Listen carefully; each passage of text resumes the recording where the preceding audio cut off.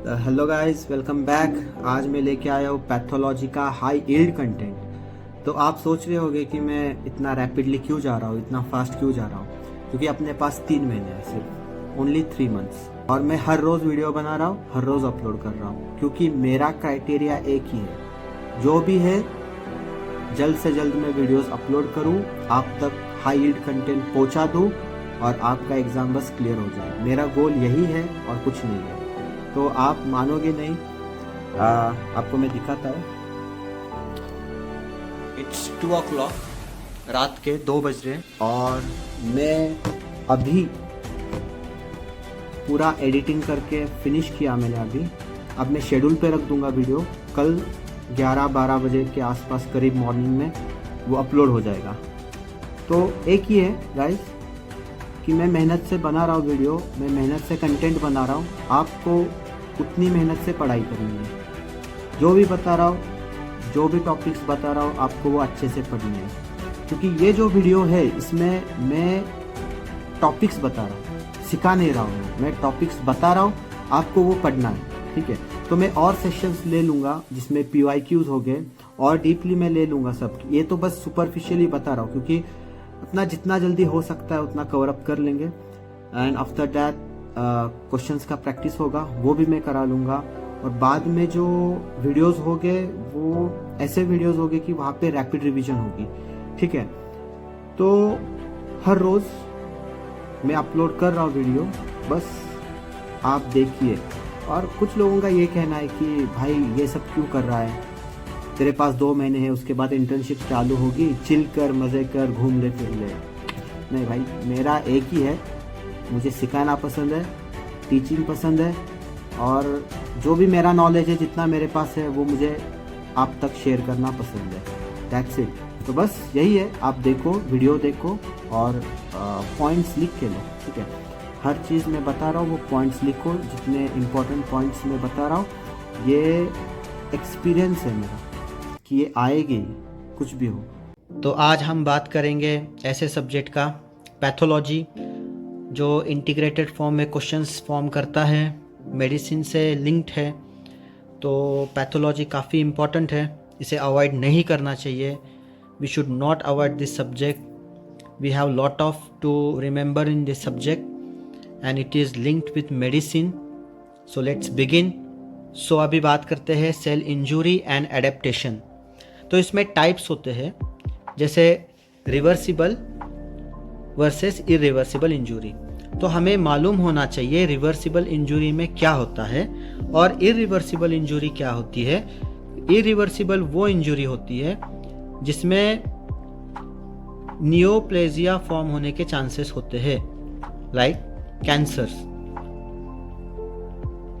तो इरिवर्सिबल वो इंजरी है, it is such kind of injury where the process can't be reversed, it can't go to back to the normal. अब cell adaptations, इसमें hypertrophy, hyperplasia, atrophy and metaplasia. तो हमें इसका definition पता होना चाहिए अच्छे से, और इसमें आने वाले जो एग्जाम्पल्स होते हैं ये भी मालूम होने चाहिए। जैसे सेल स्वेलिंग जो है ये हाइपरट्रॉफी में देखा जाता है, हाइपरप्लेसिया में number of cells are increased, atrophy में सेल्स श्रिंक होता है, और मेटाप्लाजिया का हमें डेफिनेशन पता होना चाहिए। सो ये काफ़ी इम्पॉर्टेंट है। और एनाप्लेजिया भी मालूम होना चाहिए।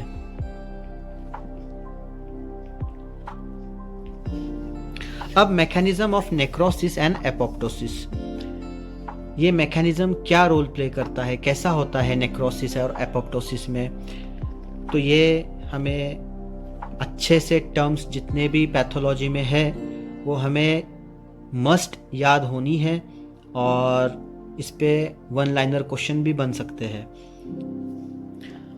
Another is free radical injury and reperfusion injury. अब बात करते हैं इन्फ्लामेशन एंड रिपेयर। इन्फ्लामेशन आपको पता ही है, so acute inflammation and chronic inflammation, इसमें का डिफरेंस आपको मालूम होना चाहिए। एक्यूट जो है वो शॉर्ट टर्म के लिए होता है, और क्रोनिक जो है वो लॉन्ग टर्म के लिए। तो इसके एग्जाम्पल्स मालूम होने चाहिए। What are the complications, chronic inflammation आगे चल के क्या हो सकता है, how it can suffer a patient after chronic inflammation like sepsis and all things. और एक्यूट इन्फ्लामेशन में पेन होता है, काफ़ी ज़्यादा सीवियर पेन होता है, we should know this things. Then chemical mediators like histamine, cytokinins, prostaglandins, this is also very important. Then granulomatous inflammation जैसे TB है, सार्कोइडोसिस है, ये भी मेडिसिन के क्वेश्चंस है, काफ़ी इंपॉर्टेंट है। इसमें इमेज भी दिखाई जाती है, there will be a histopathological image which we have to recognise it. Then wound healing, phases and factors affecting healing, ये भी बहुत इंपॉर्टेंट है, कौन से फैक्टर्स है। देन हेमोडायनामिक डिसऑर्डर्स, तो इसमें एडिमा है, हाइपरेमिया है, कंजेशन है, थ्रोम्बोसिस पता ही है, डीवीटी फॉर्म करता है, एम्बोलिज्म जैसे पल्मोनरी एम्बोलिज्म, तो आपको एम्बोलिज्म की एमआरआई इमेज पता होनी चाहिए। एम्बोलिज्म होने के बाद एमआरआई में जब एम्बोलिज्म दिखता है तो आगे चल के कॉम्प्लिकेशन क्या हो सकता है, you should know that. There is sudden death, ये भी काफ़ी इंपॉर्टेंट है, हिस्ट्री आ सकती है पेशेंट की। देन इन्फ्रैक्शन, कितने टाइप के इन्फ्रैक्शन है, लाइक एंटीरियर, इन्फीरियर, ये सब मालूम होना चाहिए। And also the Virchow's triad, this is also important. अब बात करते हैं type of shock, hypovolemic shock, ये कब होता है, जब ज़्यादा ब्लीडिंग होती है तब होता है। कार्डियोजेनिक शॉक, इसका एग्जाम्पल पता होना चाहिए, जैसे most important in cardiac tamponade we can see cardiogenic shock. Then also the septic shock, septic shock कब होता है, जब इन्फेक्शन काफ़ी स्प्रेड होता है बॉडी में, तब जाकर सेप्टिक शॉक हो सकता है। Then DIC, disseminated intravascular coagulation, this is also very important topic. अब बात करते हैं neoplasia which is very high yield like benign and malignant tumours, बहुत ऐसे ट्यूमर्स हैं। इवन रिगार्डिंग ब्रेन ट्यूमर्स है, ब्रेन ट्यूमर्स में अगर बात करें तो ग्लायोब्लास्टोमा मल्टीफॉर्मे है, ये 4th स्टेज वाला कैंसर होता है, इसमें डेथ होती है, बटरफ्लाई शेप होता है, ऐसे टाइप का आपको मिलेगा, ठीक है। Then hallmarks of cancer and molecular basis, then oncogenes and tumour suppressor genes, important P53 gene, RB gene, APC gene, then tumour markers which are useful for diagnosis, ये भी इंपॉर्टेंट है। Then haematology and blood disorders में से anaemias, कितने type के anaemia है, iron deficiency anaemia किस में दिखता है, mostly we can see in young patients and also old age patient. Mostly हमें ये जो मोस्ट कॉमन फॉर्म का है anaemia, iron deficiency anaemia. Also the megaloblastic anaemia, इसका क्राइटेरिया क्या होता है, how we can differentiate from iron deficiency and megaloblastic anaemia, ये डिफरेंशिएशन आपको मालूम होना चाहिए। किस वजह से मेगालोब्लास्टिक एनीमिया होता है, you should know that with like what are the factors for causing megaloblastic anemia, hemolytic and aplastic anemia. Okay, now we are going to talk about leukemia and lymphomas. These are very important according to the blood cancers like ALL, most common seen in children's, बहुत हाइल्ड topic है ये ALL, AML, CLL, CML।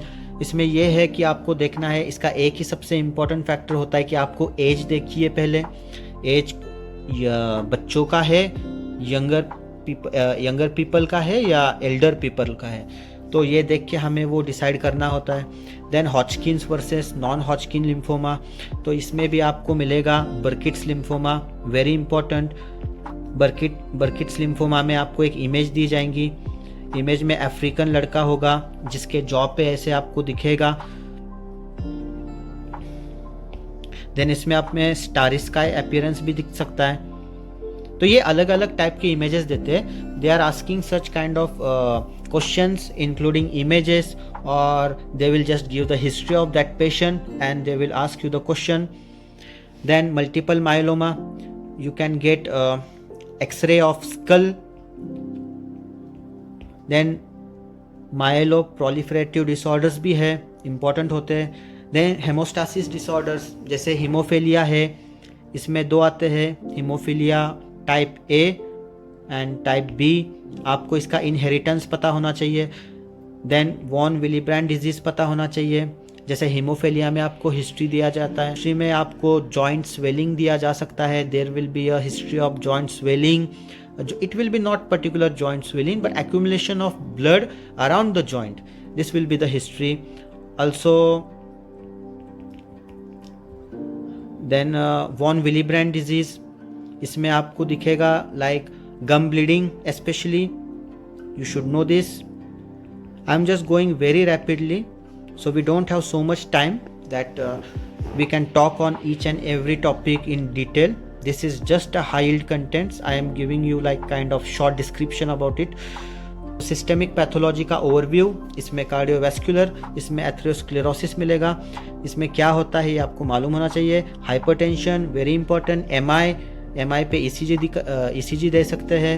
ECG में आपको पूछ सकते हैं MI है, infarction है, which type of infarction. Then rheumatic heart disease, then respiratory COPD, lungs asthma भी है, लंग कैंसर है.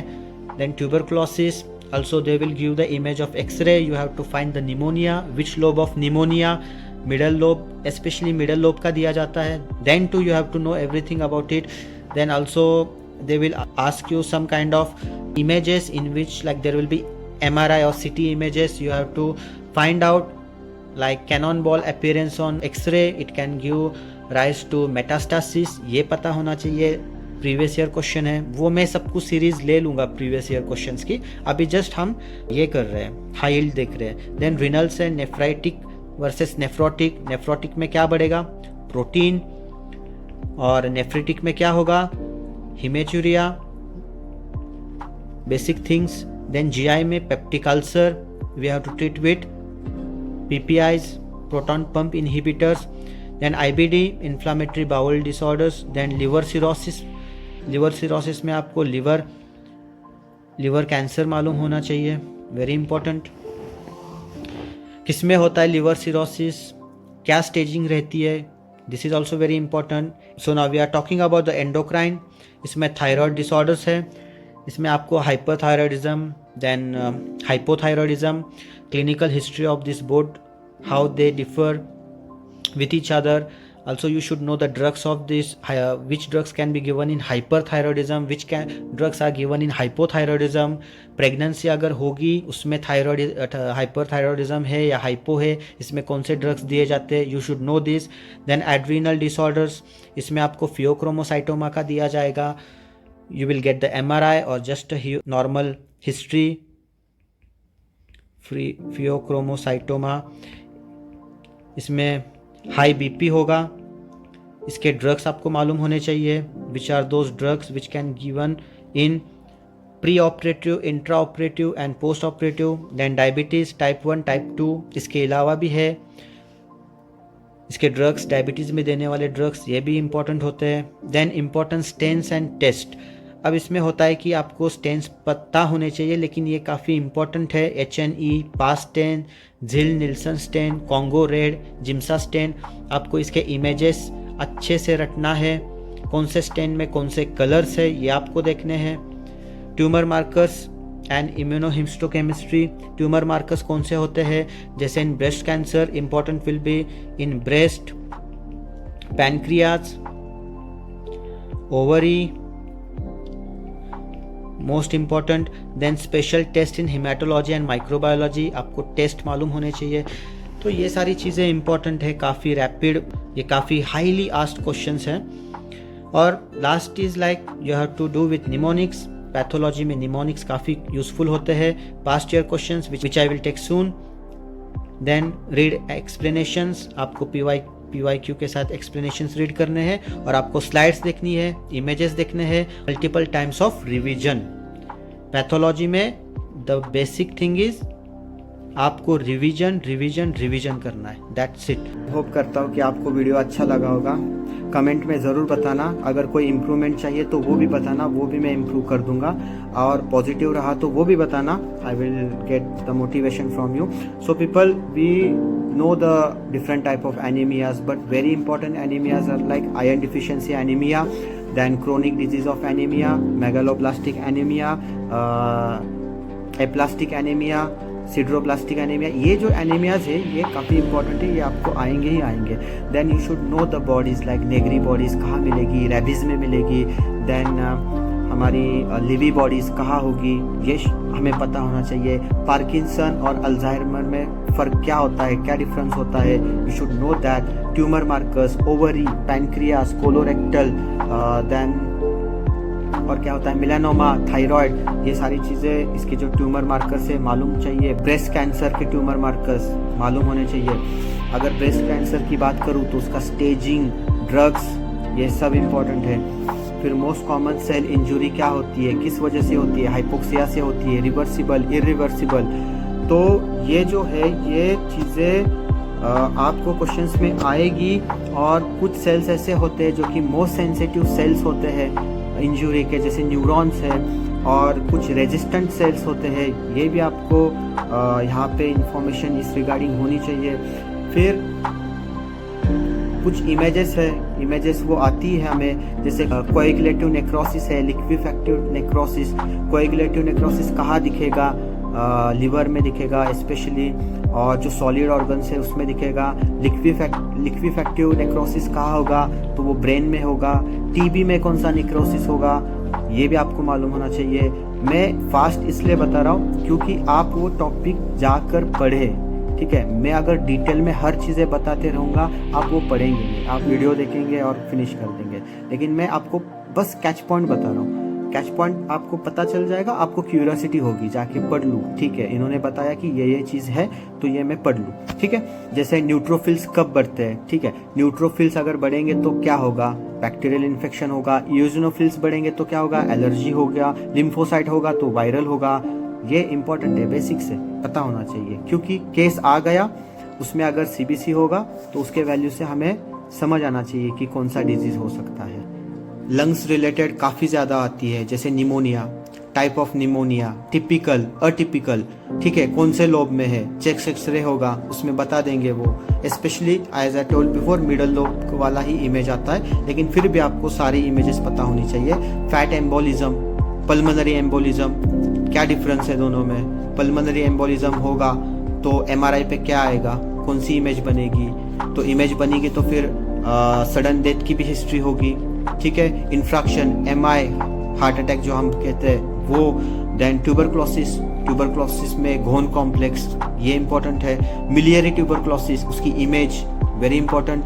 ईसीजी तो ये मेडिसिन का है टॉपिक, लेकिन still I am telling about that. ECG में इशेमिया, इन्फ्रैक्शन, ये भी बेसिक्स है लेकिन होना चाहिए, पता होना चाहिए, ठीक है। नॉर्मल ईसीजी कैसा होता है तो उसमें डिफरेंस कैसा होगा, ठीक है। जब एसटी एलिवेशन होगा तो क्या होगा, एसटी डिप्रेशन होगा तो क्या होगा, और WPW सिंड्रोम क्या है, ये तो मेडिसिन में मैं बताऊंगा फॉर श्योर। लेकिन ये जो है ये पैथोलॉजी से भी रिलेटेड है, हम इसको को रिलेट कर सकते हैं। फिर ब्रोंकेक्टासिस क्या है, सीओपीडी, ब्रोंकियल अस्थमा में कितने चीज़ें होती है, कौन से ड्रग्स दे सकते हैं, short acting, long acting, very important. So guys, this is very rapid kind of video and एक दिन में मैं वीडियो बना रहा हूँ, so I am taking very fast because you should get time and you should get time for studies. और so revision भी करना है, PYQs भी सॉल्व करने हैं, and we have only 3 months, और जितना हो सकता है उतना हम करेंगे। So study well, be focus, be confidence, and we have to pass this exam. That's it. Thank you so much.